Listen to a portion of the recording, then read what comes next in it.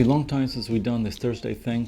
Thank you very much for coming back. This is supposed to be actually take one, but unfortunately the card space ran out on the 5D4 and that thing doesn't have tele lights. 5D4 right here, XT3 here, doesn't have tele lights to tell me that things weren't going. Fujifilm does, and it's blinking at me this entire time. Thank you, Fujifilm. Thank you. Canon, you got to work on that.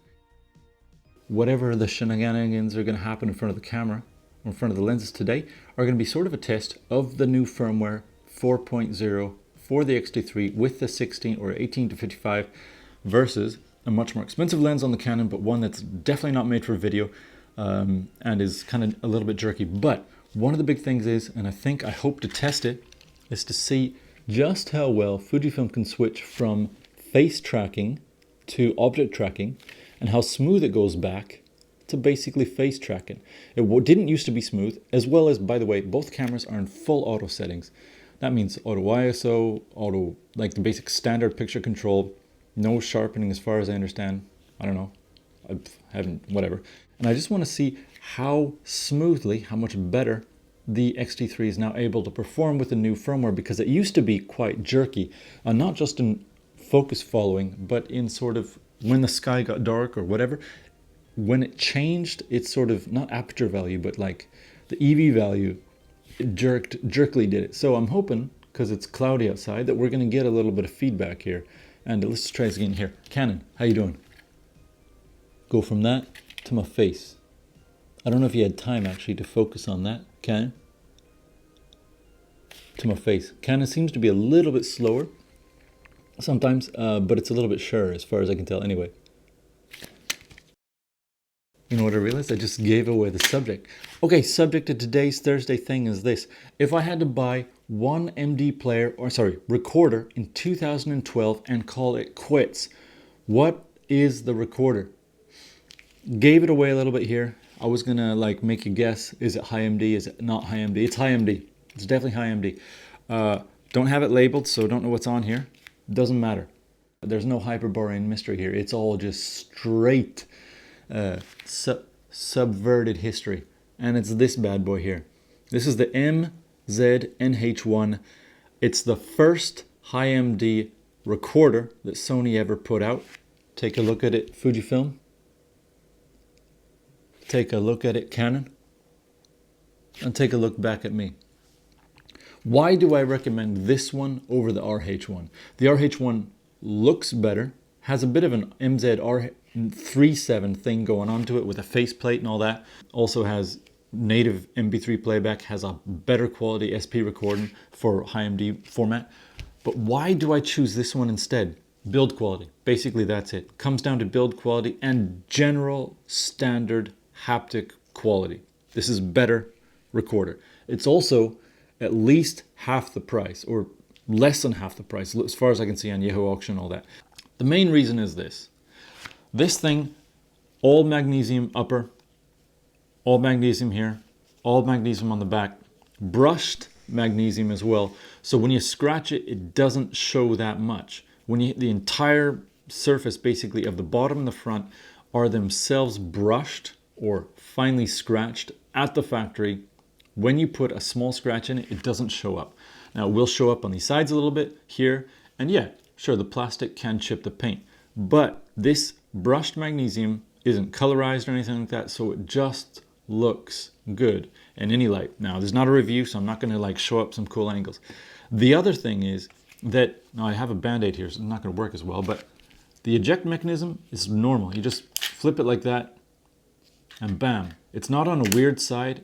It's not a button that's gonna like break off, like with the RH1. The eject button is kind of weird place, is in a weird place, sorry, and the controls for fast forward, fast reverse, and I believe even, not volume, but those ones, and the pause and play, weird sort of massive joystick that can, if you're a heavy pocket user, break off. This thing, there's nothing to break off. High quality build. Now, the next thing I will really sort of say is really awesome about this is the battery door. On the RH1, it's a tiny little flap that you pull up, kind of like a poor quality sort of mirrorless camera or even DSLR flap. This one, it shifts into place and then latches. So there's a latch right here. You shift it out and then the battery, which is on a spring, pops the door open. The door is not easily opened or too easily opened. It's on a track, so it won't shift left or right. The little latch is how long? 2 millimeters long. So not only is it long enough to secure the plastic inside, that little latch has also got a metal catch here. It's going to hold it into place and stay closed when it needs to stay closed, unlike the MZ-NH1 and a couple of other earlier sort of recorders and players. The battery, of course, for both players, not very good. Doesn't hold battery charge very long. You're only going to get like 14 hours battery life max with this one, and the RH1 might be about the same. But when it comes to battery, at least how it goes in on this thing is really good. The hold button, really easy to get to. It's got 3 nibs that even work with gloves, and yeah, I'm talking about gloves again.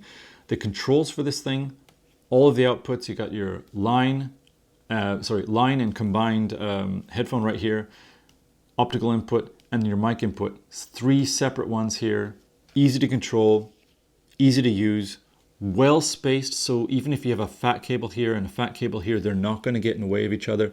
In case you have this like on some sort of studio like mic here, and you just have it stuck like that, and you've got always some sort of control stuck into it. Very good quality. The display, no, it's not OLED or OLED, but it has great sort of viewing angles.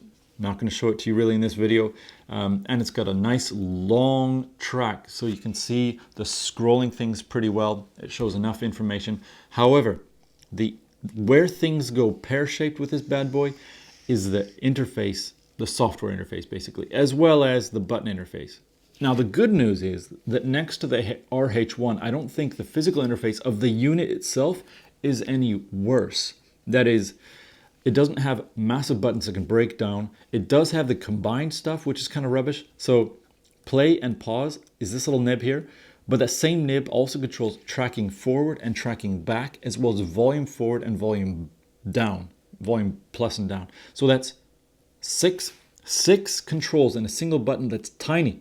Now, if you got metrosexual hands like I do, you can still operate it, but it's trouble.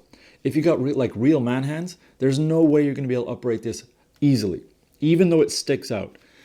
And then weirdly, all those controls for tracking are here, but then pause or stop is right here. Not sure why. There's also certain record functions you can't access via the body, and you need the remote. And the remote is, by the way, pretty cool. Show it to you here.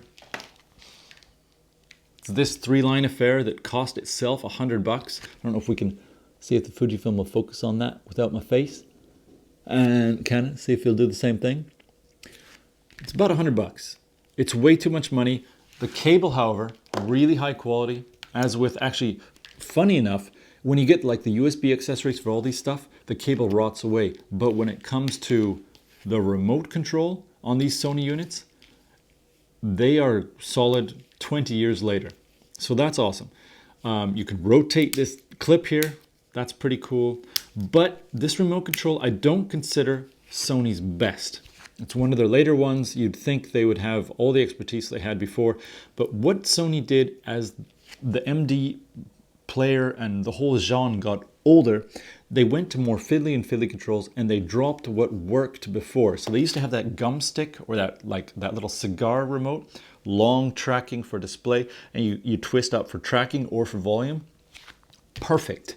They never made anything better. Fortunately, you don't have to use this one. You can use the older remotes, and they work generally just as well. There are some things that you can't do if you have like functions for, what is it called, grouping and stuff. It ends up being that the buttons don't track up perfectly as well to something like this. But if you want to get the full functionality of this recorder, you need to have the remote. And the software on it, you can understand it, but it's not the best. That's all the negative I have to say about this. Interface isn't the best.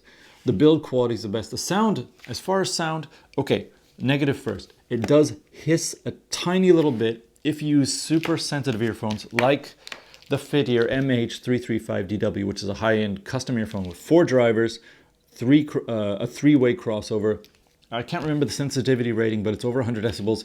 Basically, this is the third most sensitive earphone I've ever used, meaning that you could plug it into any source and it's gonna hiss if you are sensitive yourself. So this thing, which hisses about maybe a little bit less than an iPhone 4, the first version, or about the same, will pick up hiss from earphones or these will pick up hiss from this as well as on an iPhone 4. But that hiss is really minimal.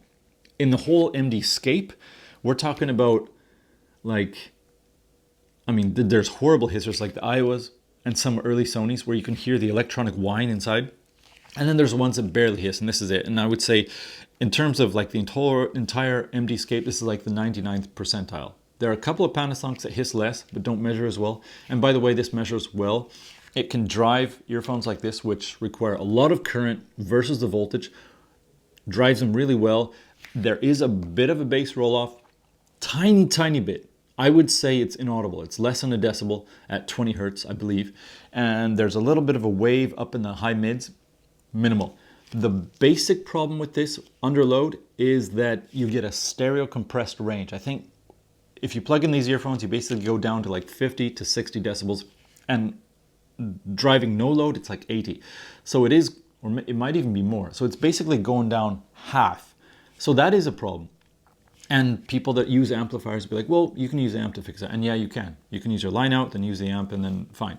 But even if you don't, this thing returns low amounts of hiss and overall very high quality output.